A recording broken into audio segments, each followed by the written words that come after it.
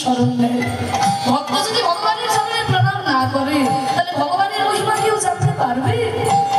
তাই তো বলছে ভক্তের কৃপা লাভ করার জন্য তুমি গোলক পথে নেমে এসেছো, কারণ আমায় নইলে ত্রিভুবনেশ্বর তোমার প্রেম হতে জেনেছে।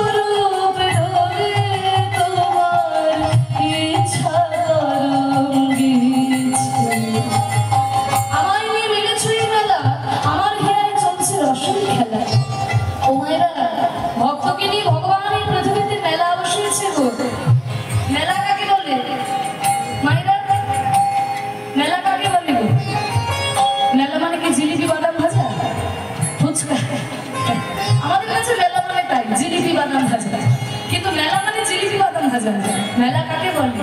মেলা মানুষের মেলামেশা যেখানে হয় তাকে বলে মেলা। জিলিপি বাদাম ভাজা আসে তো মানুষ আসে বলে, মানুষ যদি না আসে তা জিলিপি বাদাম ভাজা আসবে?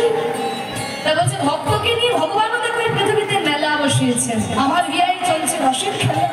আমরা মেলাতে দেখি না কত নাগরদোলনা থাকে, কত পুতুল নাচ থাকে।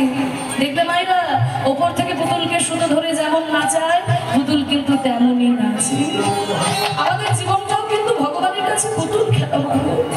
তিনি যেমন নাচাচ্ছেন আমরা তেমনই নাচছি, তিনি যদি হাসাচ্ছেন আমরা হাসছি, তিনি যদি কাঁদাচ্ছেন আমরা কাঁদছি। আমার জীবনে নানান রূপে ভগবান সদা সর্বদা তার ইচ্ছা পূর্ণ করে চলেছে। মোর জীবনে বিচিত্র রূপ ধরে তোমার ইচ্ছা তরঙ্গিছে, তাই তোমার আনন্দ আমার করে।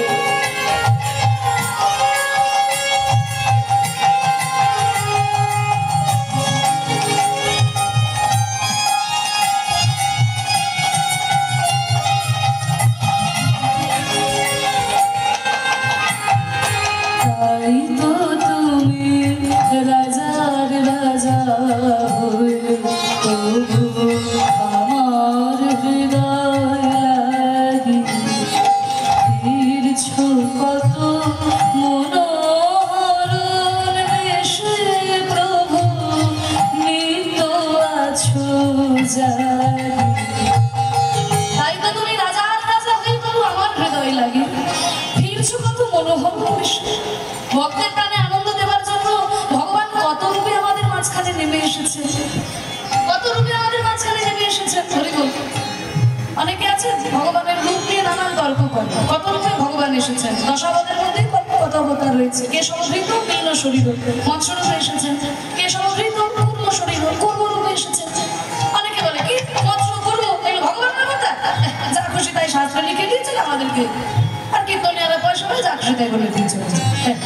মৎস্য কেউ দেখে বলবে ভগবান, কুর্ম ভগবানের অবতার বলে মৎস্য কুর্ম তো ছেড়েই দিলাম। তারপরে বরাহ ভগবানের অবতার, কেউ দেখে বলবে ভগবান। বলে কেন হতে পারে না? তিনি যখন রামচন্দ্রের মতো রাজা হয়ে আসছেন তখন তিনি ভগবান, তিনি যখন কৃষ্ণচন্দ্রের মতো সুন্দর রূপে আসছেন তখন তিনি ভগবান, আর যখন বরাহ কুর্মের মতো কুৎসিত রূপে আসছেন, ভিখারি হয়ে আসছেন, তখন তার মান সম্মান কমে যাচ্ছে। আমরা সাধারণ মানুষ, আমাদের কাছে হয়তো মনে হতে পারে তার মান সম্মান কমে যাচ্ছে, তার কিন্তু মান সম্মান কমে। একটা উদাহরণ দিয়ে আপনাদের কাছে বুঝতে সুবিধা হবে। মনে করুন একজন দাদু কোটি কোটি সম্পত্তির মালিক, কোটি কোটি সম্পত্তির মালিক দাদু। এবার সেই মানে 200 বিঘা 300 বিঘা জমি আছে, ওই 50টা আম বাগানেরও মালিক, 2-3টে ছোট ছোট ফ্যাক্টরিও আছে, কোটি কোটি টাকা ব্যাংকে জমানো আছে। এবার সেই দাদুর ছোট্ট একটা নাতি, সেই ছোট্ট নাতি যদি ওই দাদুকে বলে ও দাদু তুমি একটু ঘোরা হও না, আমি তোমার কাঁধের উপর উঠবো। এবারে সেই দাদু কি তার নাতিকে বলবে কত সম্পত্তি, কত সুবিধা জমি আছে, কোটি কোটি টাকা ব্যাংকে জমানো আছে, 2-3টে ফ্যাক্টরির মালিক আছে। এটা বলে কি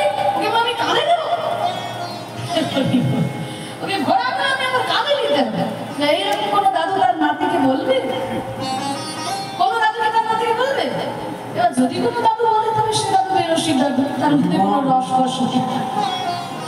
তাহলে দাদু কি বলবে যে দাদু ভাই আমাকে ঘোড়া করে তুলে আমার কাঁধের উপরে তুলে, এই দেখো দাদু ভাই তোমার মন রাখার জন্য কিন্তু আমি ঘোড়া হলাম, এই নাও তুমি আমার কাঁধের উপরে ওঠো। কিন্তু দাদু ভাই তুমি কিন্তু আমাকে শক্ত করে ধরে থাকবে, আমি তো পুরো ঘোড়া, তুমি যেন পড়ে যেও না দাদু ভাই। তাহলে ছোট্ট নাতির মন রাখার জন্য কোটি কোটি সম্পত্তির মালিক দাদু যদি ঘোড়া হয়ে তার নাতিকে কাঁধে করে নিয়ে যায়, তবে কি তার মান সম্মান কমে যাবে? কখনোই কমে যাবে না। তাহলে ভগবান তিনি রাজার রাজা, বিশ্ব ব্রহ্মাণ্ডের মালিক তিনি, কিন্তু ভক্তের প্রাণে আনন্দ দেওয়ার জন্য তিনি যেমন রাজা হয়ে এসেছেন, ভিখারি হয়ে এসেছেন, বরাহ কুর্ম বামনের মতো কুৎসিত রূপেও এসেছেন, যেই রূপেই তিনি আসুন না কেন তিনি কিন্তু আমার সেই ভগবান। তাই তো প্রভু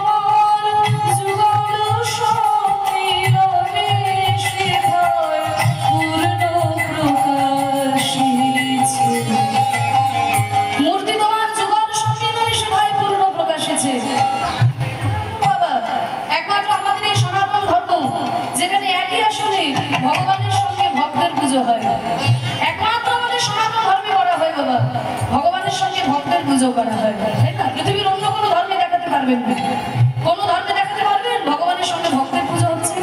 আমাদের ধর্মে করা হয়। দেখুন যে আসলে রামচন্দ্র পুজো পায়, ওই একই আসলে কিন্তু হনুমানও পুজো পায়।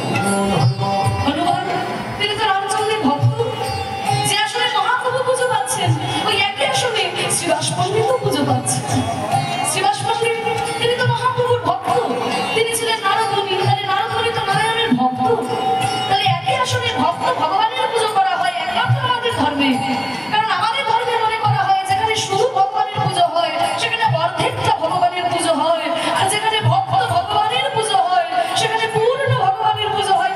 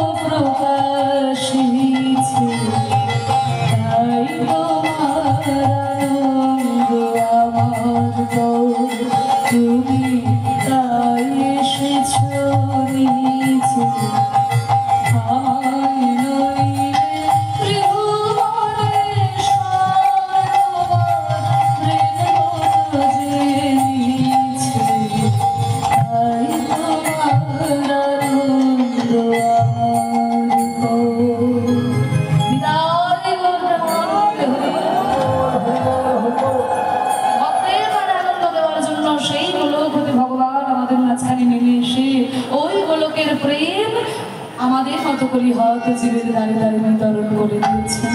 তাই তো বলছে পতি তেরে বিলায়ল প্রেমেরও ভান্ডার। এটা হলো প্রথম মহাপ্রভু অবতারের ফলে এটা প্রথম ঘটনা হলো। দ্বিতীয় কি হলো? বড়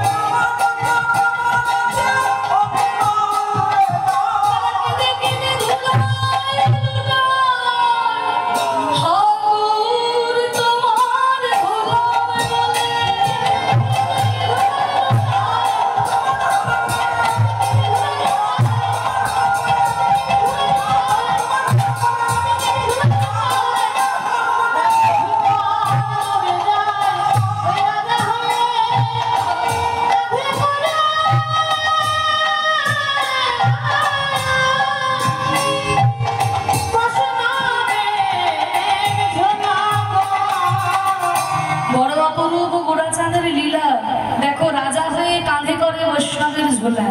ও মায়েরা, রাজা কিন্তু সবসময় অহংকারে থাকে, তাই না? আমি রাজা, সবাই আমার প্রজা। কিন্তু মহাপ্রভু অবতারের ফলে দেখুন, সেই রাজা পর্যন্ত অহংকার পরিত্যাগ করে হাগুর কিছু চাই না বলে মহাপ্রভু চরণে শরণ নিয়েছে। রাজা প্রতাপরুদ্র মহাপ্রভুর কৃপা পাওয়ার জন্য শ্রীমদ্ ভাগবতের শ্লোক মুখস্থ করে মহাপ্রভুকে শুনিয়েছিলেন। রামানন্দ সুন্দরী অপ্সরা সমস্ত্রীকে পরিত্যাগ করে, জমিদারিকে পরিত্যাগ করে হাগুর কিছু চাই না বলে তার চরণে শরণ নিয়েছিলেন। এই যে অহংকারের মঞ্চ থেকে নেমে আসা মহাপ্রভু আমাদেরকে শিখিয়েছেন যে অহংকার করো না। তৃণাদপি সুনিচিনা, তৃণাদপি, তৃণ মানে ঘাস, ঘাসের থেকেও সুনিচিনা মানে ছোট হওয়ার চেষ্টা করো। মায়েরা তোমরা বলবে যে ও মা, ঘাস তো এমনিতেই ছোট, মাটির মধ্যে লুটিয়ে থাকে, আমি কি করে তার থেকে ছোট হব? বলেন না, আকারে ছোট হওয়ার কথা বলছে না, বলে বিনয়ী হও। আমি বড়, আমার মতো বড় আর কেউ হয় না, যেন আমার এক কথা কেন নেতা মন্ত্রী সব দাঁড়িয়ে যাবে, আমি কেন কারোর কথা শুনবো? কত আমি বিদ্যা অর্জন করেছি জানো, ডবল আমি পাশ করেছি, মাটিতে বসে কীর্তন শুনবো? বাবা রে, তুমি কি এমনি পাশ করেছো বলে তোমার অহংকারে মাটিতে পা পড়ে না? আর এই হরিনামের আশ্রয় কারা নিয়েছিল জানো? রূপ সনাতন। এরা ছিল বাংলার প্রধানমন্ত্রী আর বাংলার অর্থমন্ত্রী। তবে এখনকার দিনের মতো মন্ত্রী নয়, কিছু মনে করবেন না বাবা, এখন তো ভোট দিলেই মন্ত্রী হওয়া যায়। ক লিখতে কলম ভেঙে যায়, এমন লোক মন্ত্রী হতে পারে যদি ভোট পায়। কিন্তু 500 বছর আগে তার সেই সিস্টেম ছিল না। তখনকার দিনে সারা বাংলার মধ্যে যদি শ্রেষ্ঠ জ্ঞানী, তাকে মন্ত্রিত্বের আসনে বসানো হতো। নইলে ভেবে দেখুন, মুসলমান রাজত্বের মধ্যে দুজন ব্রাহ্মণ পণ্ডিত মন্ত্রিত্ব করবে, এ কি সোজা কথা? নবাব হোসেন শাহ আমলে তাহলে আর কি কোনো মুসলমান ছিল না প্রধানমন্ত্রী আর অর্থমন্ত্রীর আসনে বসানোর জন্য? রূপ আর সনাতনকে ছদ্মনাম দিয়ে বসিয়েছিলেন মানে প্রধানমন্ত্রী আর অর্থমন্ত্রী করে। কেন? তাদের এতখানি পাণ্ডিত্য ছিল। তাহলে সেই আসনকে, মানে বুঝতে পারছেন তো, মুখ্যমন্ত্রী, প্রধানমন্ত্রী আর অর্থমন্ত্রীর আসন, সেই অর্থ, সম্পত্তি, ঐশ্বর্য সমস্ত কিছু ছেড়ে দিয়ে হা গৌর হরি কিছু চাই না বলে বৃন্দাবনে ছুটে গিয়ে এক এক বৃক্ষ তলে এক এক রাত্রি বাস, ব্রজবাসীর দুয়ারে করে মাধুরী দাস। অহংকারের মঞ্চ থেকে নেমে এসো, অহংকার করো না। এই অহংকারের মঞ্চ থেকে নেমে এসে ধুলাই লুটিয়ে গড়াগড়ি দেওয়া, এটা চৈতন্য মহাপ্রভু আমাদের শিখিয়েছে। তৃণাদপি সুনিচিনা তরোরিব সহিষ্ণুনা, গাছের মতো সহ্য করতে শেখো। গাছের দিকে তাকিয়ে রাখো, প্রচন্ড ঝড়ে গাছের ডাল ভেঙে পড়ে যাচ্ছে, তবু বলে এত কেন ঝড়? রোদের মধ্যে পাতা শুকিয়ে যাচ্ছে, নেতিয়ে পড়ে যাচ্ছে, তবু বলে এত কেন রোদ্দুর? নাকি ঠান্ডায় বলে এত কেন ঠান্ডা? কিন্তু আমরা, আমার কেন ঘর নেই, আমার কেন বাড়ি নেই, আমার কেন জায়গা জমি নেই, আমার কেন টাকা পয়সা নেই, ওর কেন হয়ে গেল, আমার কেন হলো না, এগুলো করো না। সহ্য করো, গাছের মতো সহ্য করতে শেখো। তরোরিব সহিষ্ণুনা অমানিনা মান দেয় না। যাদেরকে কেউ মান দেয় না, যাদেরকে কেউ সম্মান করে না, তাদেরকে সম্মান করো। আর কীর্তনীয় সদা হরি, সদা সর্বদা হরি নাম করো, কীর্তনে করো। এই 4টি কাজ যদি করতে পারো, জানবে জীবনে তোমার মতো সুখী আর কেউ নাই। মাত্র 4টি কাজ মাইনা কি বলছে? তৃণাদপি সুনিচিনা। একটু মাথাটা নত করো, অন্তত মাথা নত করার জায়গায় মাথাটা নত করো। তরোরিব সহিষ্ণুনা, গাছের মতো সহ্য শক্তি করো। অমানিনা মান দেয় না, যাদেরকে কেউ মান দেয় না, সবসময় শুধু নিজের মান সম্মানের কথা ভেবো না, অপরের মান সম্মানের কথাও চিন্তা করো। আর কীর্তনীয় সদা হরি, সদা সর্বদা হরি নাম করো, কীর্তন করো। জীবনে 4টি কাজ যদি করতে পারো, জানবে তোমার মতো শান্তিতে আর কেউ নাই। সুখ আর শান্তি দুটো আলাদা জিনিস। টাকা পয়সা ধন সম্পত্তিতে সুখ দিতে পারে মাগো, শান্তি দিতে পারে না। এসি ঘরে শুয়ে থাকলে আপনার শরীরের আরাম হবে। 200 টাকার জামা পরে যে আরাম হচ্ছে, 2000 টাকা জামা পরলে তার থেকে একটু বেশি আরাম হবে। কিন্তু ওই এসি ঘরে শুয়ে থাকলেই যে আপনার রাত্রে ঘুম আসবে এমন কোনো কথা নেই। মনের মধ্যে যদি শান্তি না থাকে, যতই ঠান্ডা ঘরে শুয়ে থাকুন না কেন, ঘুম আসবে না। কিন্তু মনে যদি শান্তি থাকে, তাহলে ওই তালপাতার কুটিরে ছেঁড়া তালায়ও যদি শুয়ে থাকেন, আপনার নিশ্চিন্ত মনে ঘুম চলে আসবে। তাহলে টাকা পয়সা ধন সম্পত্তি এগুলোতে যে সুখ দিতে পারে, শান্তি দিতে পারে না। শান্তি যদি পাওয়া যায় একমাত্র ওই ভগবানের শ্রী চরণ তলে। নিতাই গৌর। তাহলে অহংকারের মঞ্চ থেকে নেমে আসা মহাপ্রভু আমাদেরকে শেখালেন। আর কি হলো গৌর অবতারের ফলে? ও মায়েরা, এটা তোমাদের জন্য বলছি, কিন্তু মন দিয়ে শুনো। গৌরাঙ্গ করুণার কথা এক মুখে কহিবারে নারী গো।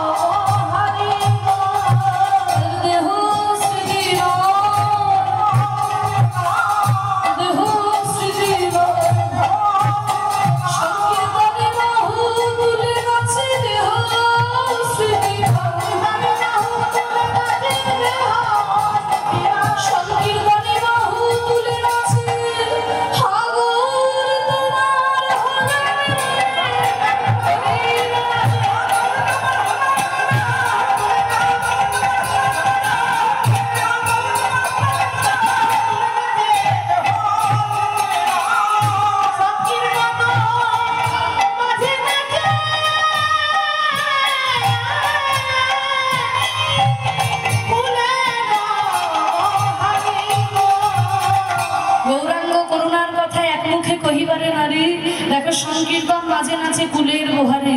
গৌর অবতারের ফলে এটা বাংলায় হলো। মানুষ বাংলায় যারা মায়েরা, তারা পর্যন্ত ঘর থেকে বাইরে বেরিয়ে এসে দুটি বাহু তুলে হরিনাম করলো, হরিনামের নৃত্য করলো। কারণ মধ্যযুগের প্রত্যেকটা ধর্মে কিন্তু মায়েরা, মেয়েদেরকে পিছিয়ে রাখার একটা প্রবণতা তৈরি হয়েছিল প্রত্যেকটা ধর্মে। মধ্যযুগের ইতিহাস ঘেটে দেখুন, মানে মেয়েরা ঘরের বাইরে বেরিয়ে হরিনাম করবে, ধর্ম প্রচার করবে, হ্যাঁ ধর্মীয় আচরণ করবে, এগুলো কিন্তু তখনকার দিনে মানুষ মেনে নিতে পারত না। কিন্তু চৈতন্য মহাপ্রভুর অবতারের ফলে দেখুন সেই যে ভেদাভেদটা ছিল সেটা পর্যন্ত দূর হয়ে গেল।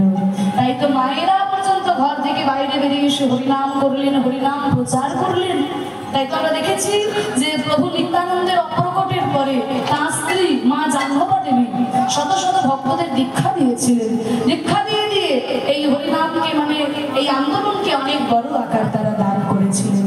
মহাপ্রভু বললেন, হরি নামে কোনো ভেদাভেদ নাই, কৃষ্ণ নামে কোনো ভেদাভেদ নাই, হরির নাম করলেই উদ্ধার পেয়ে যাবে। নারী পুরুষ জাতি ধর্ম নির্বিশেষে হরির নাম করলেই তোরা উদ্ধার পেয়ে যাবে। হরের নাম হরের নাম হরের নামই কেবলম কলো নাস্তিব্য নাস্তিব্য নাস্তিব্য গতিরন্যথায়। তাই দুটি বাহু তুলে তোরা আমার সঙ্গে বল, প্রেমানন্দে মেতে হরি বলো, হরি নামের বন্যা যে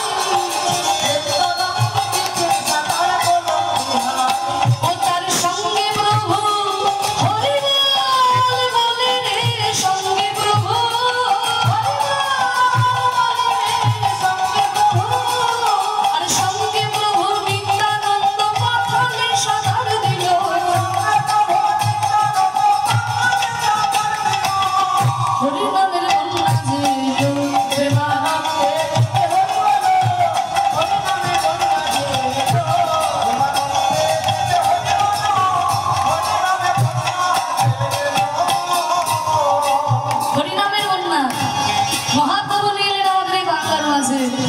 এই বন্যাটা কেমন কেমন বন্যা জানো? এমন বন্যা দেখি নাই মানুষ শুকনাতে তলা,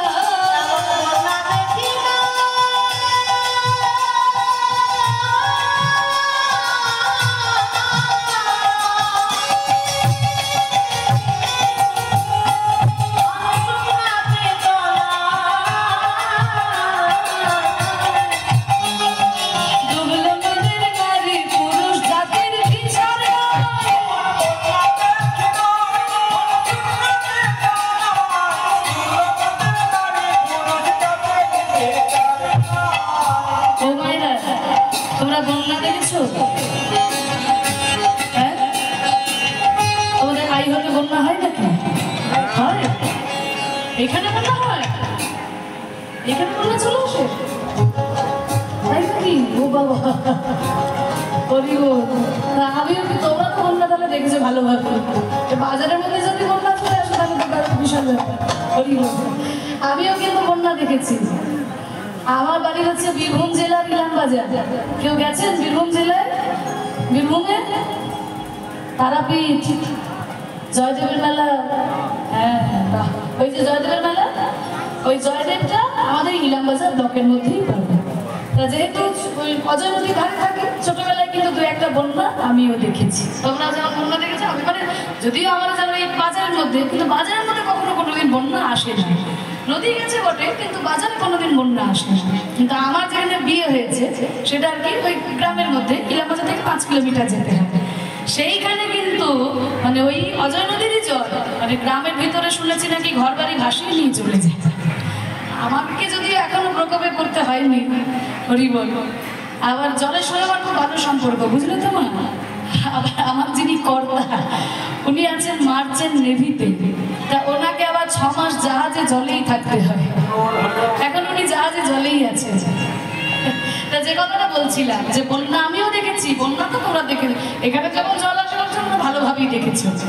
কিন্তু যেটা বলার কথা যে এমন কি কোথাও কোনো বন্যা দেখেছো নাকি বন্যার কথা শুনেছো যেখানে জলই নাই অথচ মানুষ তলিয়ে যাচ্ছে?